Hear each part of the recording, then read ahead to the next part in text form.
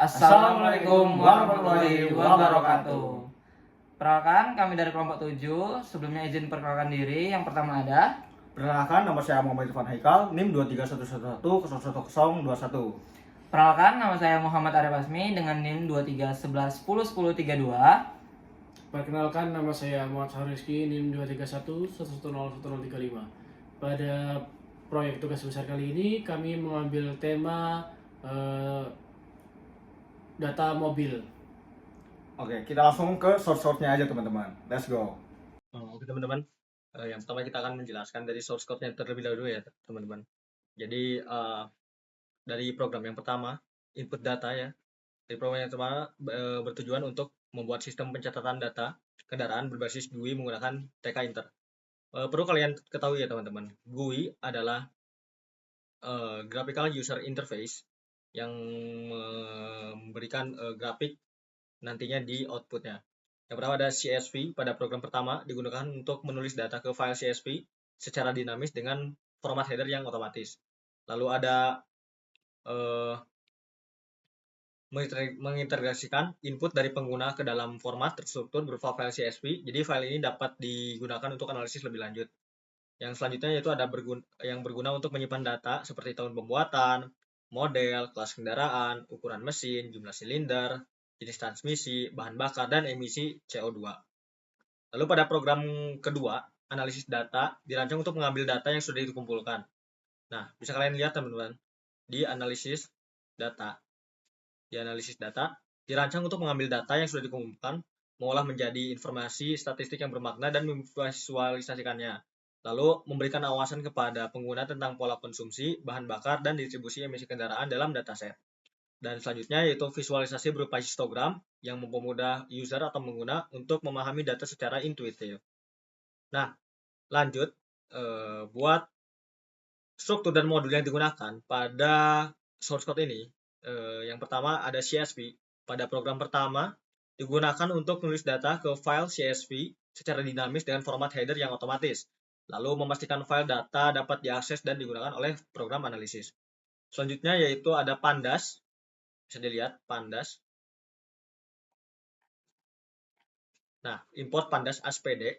Jadi pada program kedua digunakan untuk membaca file CSV, lalu mengubah data menjadi tipe data numerik dan menghitung statistik deskriptif seperti mean, median, standard deviation, dan lain-lain.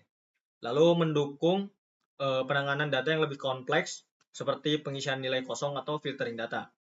Lalu selanjutnya ada struktur dan modul yang digunakan pada program kedua yaitu ada Matplotlib, yaitu buat membuat grafik histogram pada program kedua yaitu distribusi konsumsi bahan bakar atau variabel-variabel lainnya. Lalu selanjutnya ada TK Inter. Bisa kita lihat TK Inter yang berfungsi sebagai GUI utama di kedua program tersebut. Jadi ada dua program yaitu analisis data dan juga input data. Lalu apa sih kegunaan TK Inter ini? Jadi kegunaan TK Inter ini memudahkan penggunaan non teknis untuk berinteraksi dengan sistem melalui input data dan tombol perintah. Baik, teman-teman, kita lanjut dalam penjelasan fungsi save data di program pertama, yaitu ada input data, yaitu membaca data dari pengguna melalui entry dan TK Internya. Setiap input yang disimpan dalam dictionary yang berisi pasangan kunci nilai seperti tanda kutip year, entry underscore get-nya. Nah, lanjut di validasi dan penyimpanan. File CSV dibuat kalau belum ada. Kalau sudah ada, nanti programnya hanya menambahkan tanpa menyimpan data lama. Nah, header otomatis ditambahkan jika file CSV-nya kosong, memastikan kompatibilitas format datanya. Terus pengosongan input dan feedback-nya. Setiap kolom input dihapus setelah data disimpan, mengurangi resiko duplikasi. Pengguna mendapat umpan balik berupa pop-up yang memberitahu bahwa data berhasil disimpan kembali gitu.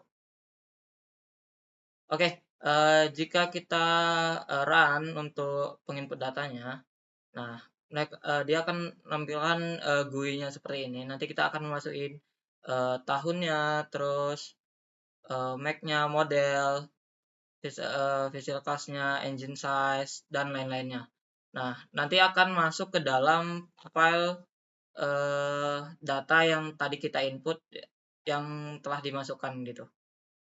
Oke, selanjutnya di program kedua ini ada program untuk menganalisis data yang ada pada ini, data mobil 7 CSV. Nah, pada data ini kita menggunakan library. Yang pertama ada Pandas, ini fungsinya untuk membaca data ini nih. Nah, ini fungsinya untuk membaca data mobil kelompok 7 CSV. Kemudian ada library matplotlib. Di sini fungsinya untuk membuat dan menampilkan grafik distribusi. Kemudian ada library tkinter. Ini untuk antarmuka grafis yang memungkinkan pengguna mulai proses analisis dengan satu klik. Nah, kenapa dibuat analisis ini? Ini bertujuan untuk membaca data dari file CSV dan menampilkan analisisnya. Untuk prosesnya nanti yang pertama membaca data dulu, kemudian menghitung statistik dasar, kemudian menampilkan statistik di konsol, dan membuat grafik. Nah, nanti untuk outputnya akan ditampilkan di terminal dalam bentuk print output. Nah, nanti histogramnya atau datagramnya itu berupa distribusi konsumsi bahan bakar dari data yang telah dibaca dan ditampilkan dalam bentuk grafik yang dibuat menggunakan matplotlib atau antarmuka GUI. Nah, coba sekarang kita running ya untuk program kedua ini. Nah, di sini ada analisis data, kita tinggal klik aja. Nah, di sini ada grafik ya, ini yang menunjukkan distribusi konsumsi bahan bakar. Nah, di sini ada konsumsi bahan bakar liter per 100 km dan di sini juga ada frekuensinya. Baik, sekian penjelasan dari kelompok kami. Terima kasih.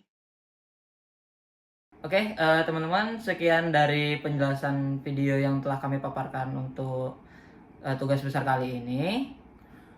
Kurang lebihnya kami ucapkan mohon maaf sebesar-besarnya. Dan terima kasih banyak.